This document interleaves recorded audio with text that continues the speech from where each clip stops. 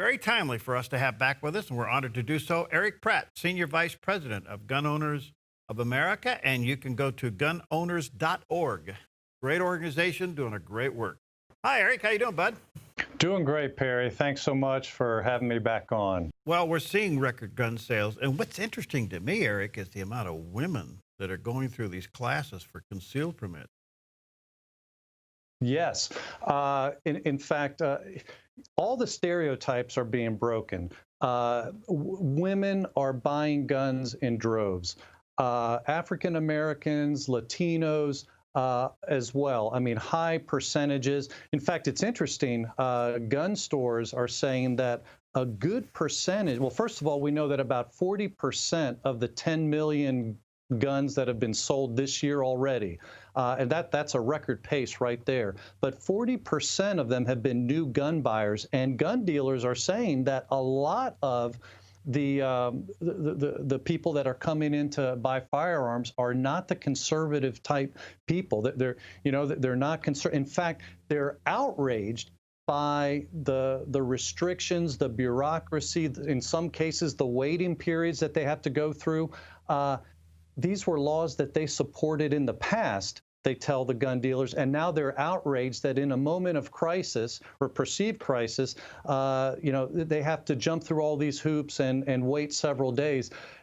Gun dealers are saying it's re-educating a lot of people. A lot of people are now seeing the light. This is why I say this could be a profound turning point in the next election. Okay, we saw last night where the Seattle City Council the night before has voted to reduce their police force, several $1 million, and the chief of police resigns, and that is sending shockwaves across the country. But isn't that a little bit of a parallel how they've been going after the Second Amendment? I mean, if they can say to the police, you can't do this, you can't do that, you can't do it, and we're going to defund you, is the same incremental attack that those of you who, you gun owners associations and others who have seen this incremental attack against the Second Amendment. No wonder people are out wanting to defend themselves.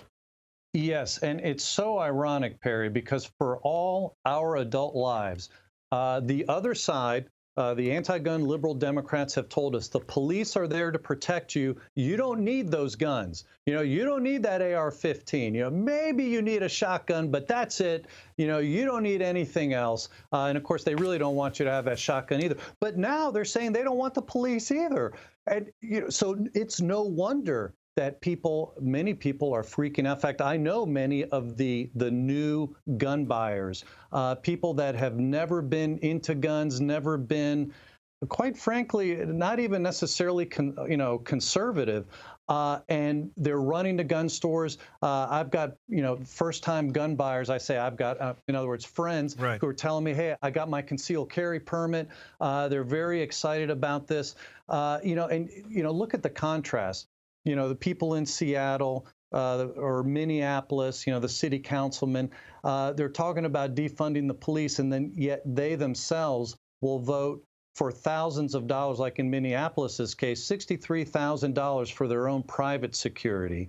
What a hypocrisy. So in other words, we're taking away your protection and ultimately relying on the police is not the best protection, because if they fail to protect you, courts have stated over and over and over again, they are not liable to protect you as an individual. So if they fail to protect you, the police are not liable. That's why it's so important for Americans, men and women, to take self-defense and measures for their own self-defense into their own hands.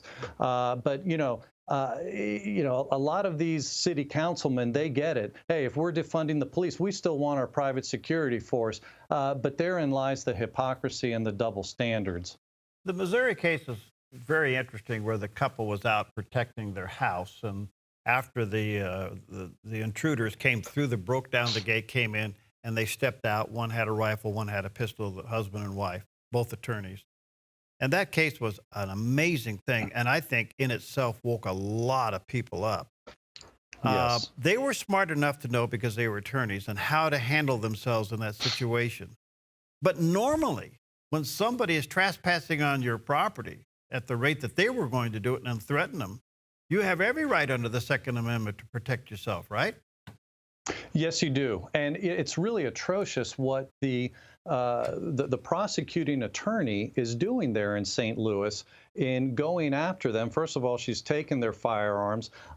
She's charging them. Thankfully, the attorney general is saying he's going to move to dismiss the charges. The governor is saying if there's a conviction, I would pardon them. And Representative Arrington in the Congress has sent a letter with several other congressmen to Attorney General Barr at the federal level. And this was something that we at Gun Owners of America were encouraging other legislators, other congressmen to sign on to this letter. But basically, it encourages the Attorney General Barr to investigate this case, because this is very political. This is probably the most extreme prosecutor in the country. George Soros money is helping in her campaign, and so there needs to be a real investigation into this, into the denial of the McCloskey's civil rights. Their Second Amendment protected rights. And so anyway, that letter is off to AG Barr. I'm very hopeful in this case, considering the state attorney general, what he has said, the governor, and hopefully Attorney General Barr looking into this. I'm looking to see all these charges dismissed against them in the end and their firearms returned.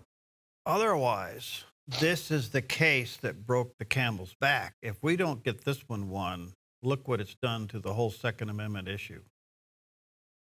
Right? Yeah, and again, and I just can't underscore the hypocrisy that you see here, because these anti-gun Democrats who are pushing gun control for the little people, they themselves want their own protection. Milwaukee, earlier this year, the Democrats were asking for federal grants of $50 million to fund security at the Democrat convention. But, why spend all that money, Perry? I mean, isn't it much cheaper to just put up a bunch of signs that says this is a gun-free zone? I mean, they tell us that's what works around schools, right? Just put up a bunch of signs. The very fact that they won't do that, and of course that's a ridiculous notion, it just shows their hypocrisy. It shows they know their gun laws don't work. Common sense, so-called. They're not common sense. They know their gun control laws don't make people safer. What does make a difference is when good people can defend themselves. It didn't make much, noise in the mainstream media, but last month in Indiana, a guy with a gun stopped a mass shooting. Good people with guns are saving lives anywhere from 500,000 times to 3 million times a year. That's what makes a difference, and that's the right that we have to protect. We're about 80 days out now, Erich, from the election, and most of the primaries are done. Are you guys at the GOA vetting candidates? So yes, we've been very involved, and we're going to be and have been very involved at the congressional level. There's several key races where you just have stark contrasts. In fact, we really covet people's support. If they go to gunowners.org, they see how they can get involved in helping us to help. So even if your congressman is lousy, you can help us get. Adopt a congressman, help us get some other pro-gun congressman and defeating anti-gun congressmen. Right. Most important, obviously, is keeping the Senate. That's going to be huge. All right, gunowners.org is Erich's website, gunowners.org. There's a picture of the landing page there. They do a wonderful job, folks. These are Second Amendment frontline warriors, gunowners.org. Thank you, Erich. God bless you, my friend. Keep up the good work. Let's stay connected.